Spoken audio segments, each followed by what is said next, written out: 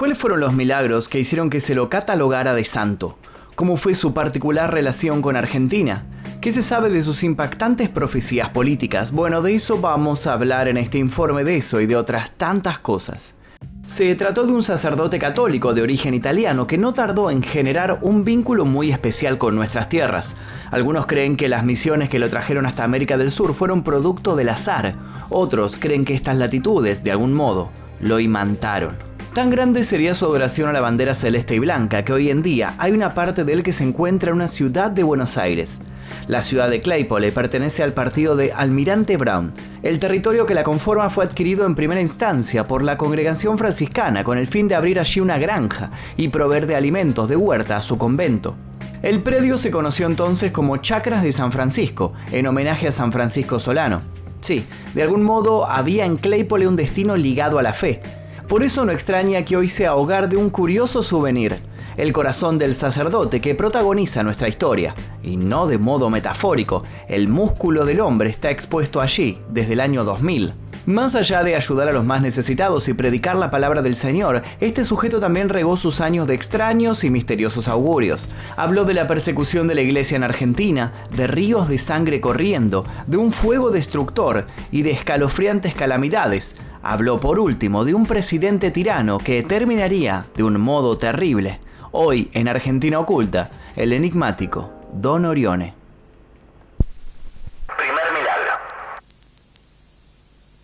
Nunca quedó muy claro quién fue el encargado de poner la estampita bajo la almohada de Jorge.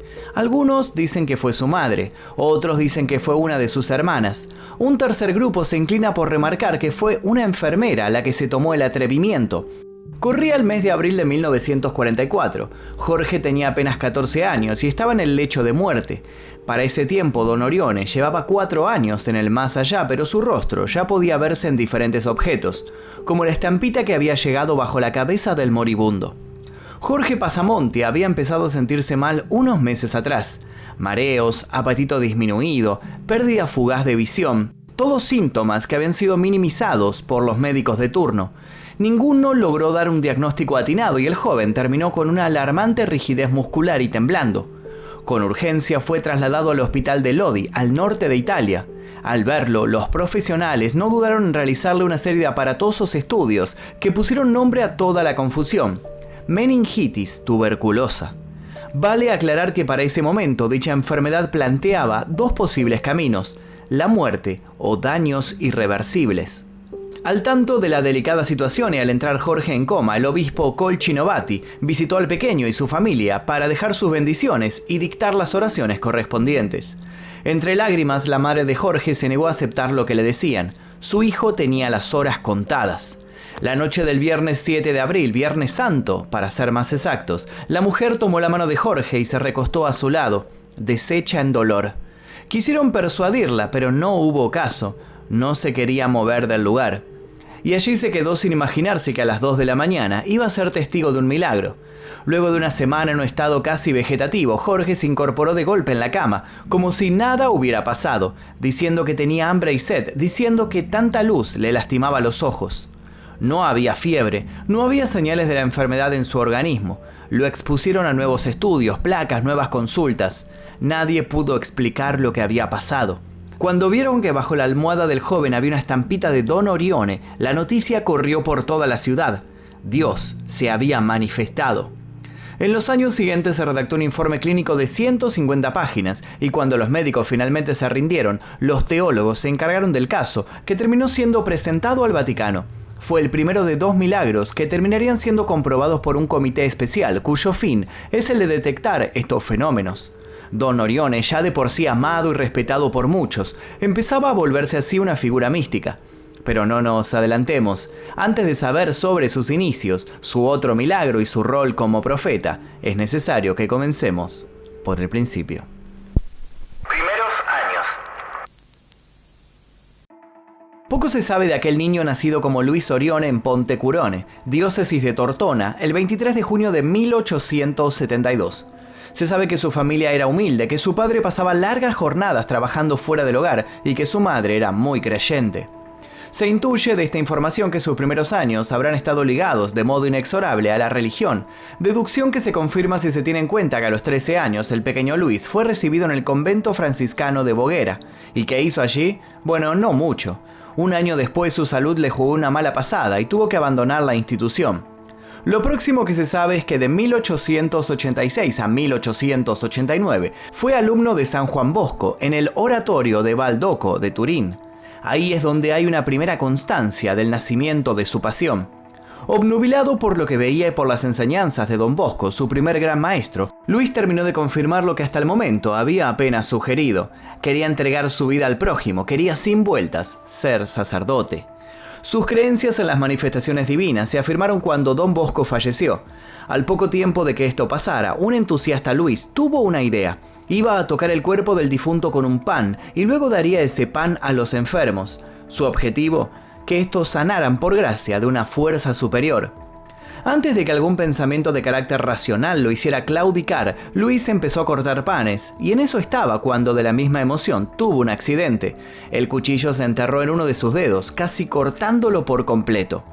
El chico, si bien impresionado por la gran cantidad de líquido rojo que brotaba del índice, no se dejó paralizar por el miedo y corrió veloz. ¿Hacia la enfermería? No. Hacia donde estaba el cadáver de quien había sido su guía. De este modo, el primer milagro que se le concedería a Don Bosco lo tuvo a Luis Orione como protagonista. La herida de su dedo cicatrizó con asombrosa rapidez y en apenas unos días fue como si nada hubiera pasado. Muchos decidieron no creerle la anécdota, pero lo cierto es que después de aquello, Luis ya no fue el mismo. Su fe se había renovado, se sentía tocado por una fuerza celestial. De pronto supo que tenía una gran misión por delante. Camino sagrado. El 16 de octubre de 1889, Luis entró en el seminario de Tortona y durante 3 años se dedicó a vivir la solidaridad con el prójimo. El 3 de julio de 1892 abrió en Tortona el primer oratorio para cuidar la educación cristiana de los jóvenes. Al año siguiente, con solo 21 años, abrió un colegio para chicos pobres en el barrio San Bernardino. Para cuando fue ordenado sacerdote el 13 de abril de 1895, ya todos sabían que Luis Orione tenía capacidades de sobra. Era empático, sabía hacer una concienzuda lectura de la realidad, era un analista completo de los factores sociopolíticos que le daban vida al presente y la perseverancia era el más fuerte de sus valores. En poco tiempo, Don Orione abrió nuevas casas en Mornico Lozana, en Sicilia y en Roma. Alrededor del joven fundador crecieron clérigos y sacerdotes que formaron el primer núcleo de la pequeña obra de la Divina Providencia, congregación dedicada a colaborar para llevar a los pequeños, los pobres y el pueblo a la Iglesia y al Papa, mediante las obras de caridad. Siempre atento a su entorno, Luis socorrió a personas víctimas de terremoto, brindó ayuda a individuos sin hogar y luchó codo a codo con los más necesitados. Los papas y las autoridades de la Santa Sede le confiaron numerosos y delicados encargos. El 29 de junio de 1915, ya repleto de experiencia, dio inicio a la Congregación de las Pequeñas Hermanas Misioneras de la Caridad y en 1927 a las Hermanas Adoratrices Sacramentinas Invidentes, a las que se añadirán después las Contemplativas de Jesús Crucificado. Después de la Primera Guerra Mundial, a sabiendas de que el mundo se volvía más y más hostil con una gran porción de la población, redobló sus obras asistenciales. Sin ir más lejos, creó los Pequeños Cotolengos, instituciones pensadas para acoger a personas con discapacidades en épocas donde la exclusión era la regla. Dispuesto a llevar su filosofía y creencia más allá de sus propios límites, inició tareas misioneras y para mediados de 1930, él mismo realizó 2 viajes a América Latina. Así se terminaría enamorando de Argentina, más precisamente de la imagen de la Virgen de Luján. Tal es así que festejó en la emblemática basílica de esta ciudad su aniversario número 40 como sacerdote. Pero su relación con Argentina sería más profunda que eso. Sería en estas tierras donde haría sus tan famosas profecías. Profecías en las que ahondaremos en breve. En el invierno de 1940, intentando aliviar los problemas de corazón y pulmones que sufría, Don Orione fue a la casa de San Remo, donde falleció el 12 de marzo de 1940. El 26 de octubre de 1980 sería beatificado por Juan Pablo II luego de que se tomara como cierta la recuperación de un niño que fue bendecido con una estampita que llevaba su imagen. Y es así como nuestra historia vuelve al principio. El 16 de mayo de 2004 se le atribuiría a Don Orione un segundo milagro, el que lo haría acreedor del título de santo. Segundo milagro.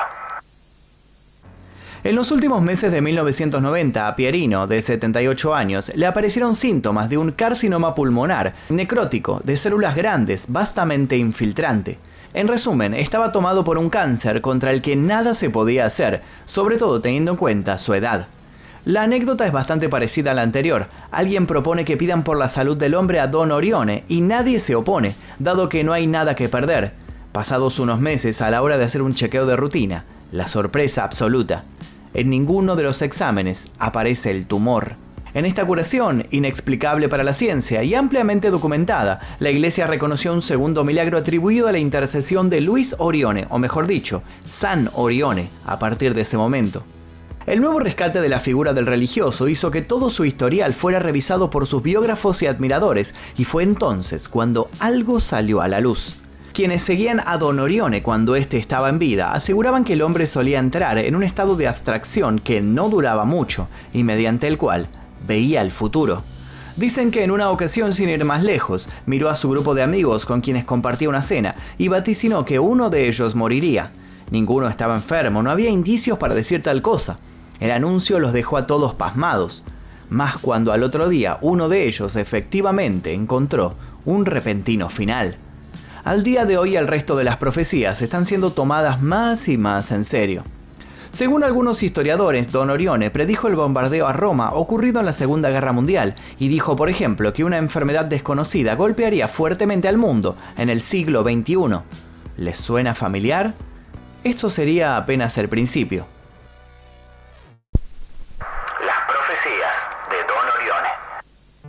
Don Orione dejó muchas profecías en forma de predicciones políticas sobre el futuro de ese país que fue su segundo hogar. Con el correr de los años, estas predicciones reflotaron debido a que sectores del antiperonismo las consideraron muy relativas a algunos aspectos de la época de la Revolución Libertadora. Este evento, cabe recordar, se dio en 1955 y fue el nombre con el que se autodenominó la dictadura cívico-militar que derrocó a Juan Domingo Perón de su presidencia.